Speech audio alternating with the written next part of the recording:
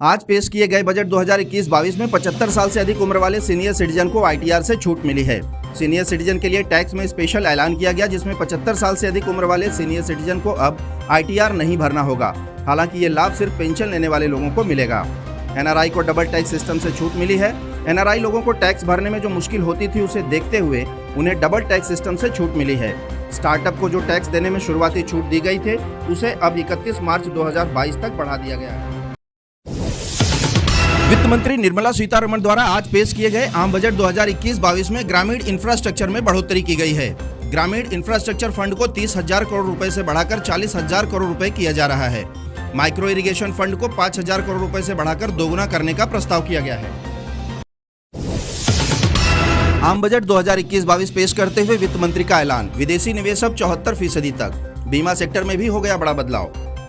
वित्त मंत्री निर्मला सीतारमण ने आम बजट पेश करते हुए विदेशी निवेश को लेकर बड़ा ऐलान किया है। साथ ही बीमा कानून में बदलाव करते हुए एक बड़ा निर्णय लिया है।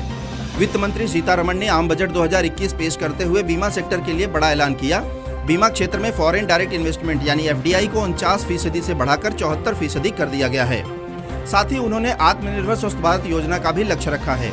इस योजना के लिए 64,180 करोड़ रुपए की रकम खर्च करने का बड़ा निर्णय लिया है। वहीं बजट में कोरोना वायरस के लिए 35,000 करोड़ रुपए दिए गए हैं। उनका कहना है कि आवश्यकता पड़ने पर इसे और बढ़ाया जाएगा।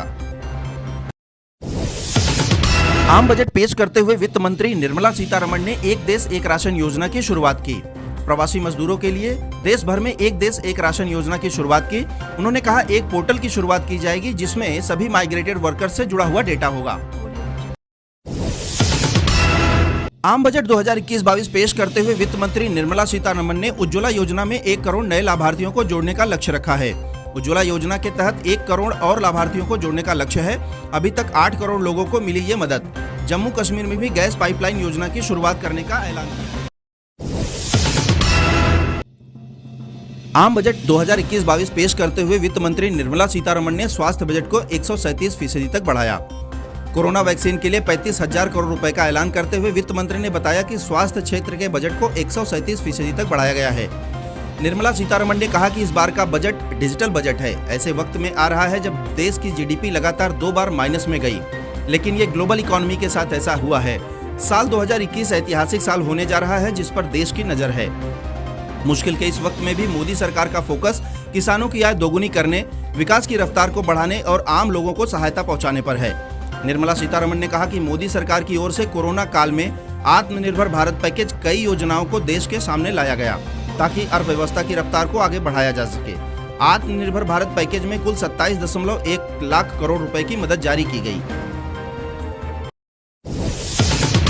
आज आम बजट पेश करते हुए वित्त मंत्री ने नेशनल हाईवे प्रोजेक्ट और इकोनॉमी कॉरिडोर के लिए 1.03 लाख करोड़ रुपए का ऐलान किया।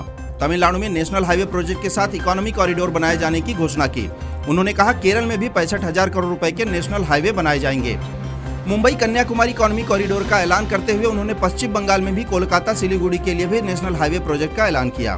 साथ ही असम में अगले 3 साल में हाईवे और इकोनॉमी कॉरिडोर बनाए जाने का ऐलान भी वित्त मंत्री ने किया।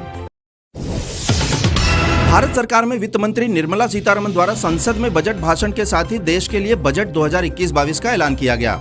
कोरोना संकट के कारण पटरी से उतरी अर्थव्यवस्था के बीच पेश किया जा रहे बजट पे आम जनता समेत हर व्यक्ति की नजरें टिकी हुई थी। आइए देखते हैं आज के आम बजट की कुछ मुख्य बातें और इससे होने वाले आम आदमी को फायदे।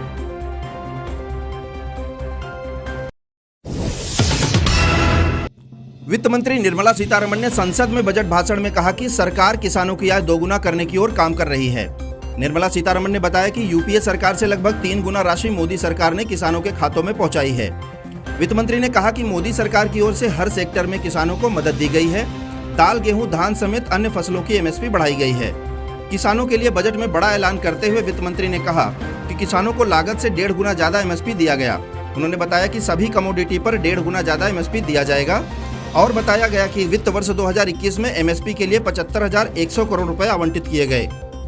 एमएसपी को एग्री इंफ्रा फंड के दायरे में लाया जाएगा। देश में 5 बड़े फिशिंग हब बनाए जाएंगे। सीतारमण ने बोला कि एमएसपी बढ़ाकर उत्पादन लागत का 1.5 गुना किया गया है। सरकार किसानों की भलाई के लिए प्रतिबद्ध है और कहा कि 2022 तक किसानों की आय दोगुना करने का लक्ष्य रखा है। आम बजट 2021 में इनकम टैक्स स्लैब में नहीं हुआ कोई बदलाव। देश में बढ़ी आयकर रिटर्न फाइल करने वालों की संख्या। वित्त मंत्री निर्मला सीतारमण ने सोमवार को बजट 2021 भाषण में आयकर स्लैब में कोई बदलाव न करने की घोषणा की है। उन्होंने बताया कि 2020 में आयकर रिटर्न दाखिल करने वालों की संख्या 6.84 करोड़ हो गई है, जो 2014 में 3.31 करोड़ थी। वित्त मंत्री ने पिछले साल अपने बजट भाषण में देश में नई कर व्यवस्था लागू करने की घोषणा की थी। नई कर व्यवस्था में कोई टैक्स छूट का लाभ नहीं मिलता। सरकार ने नई कर व्यवस्था या पुरानी कर व्यवस्था के तहत कर देने के विकल्प को करदाता को अपनी मर्जी से चुनने का अधिकार दिया है।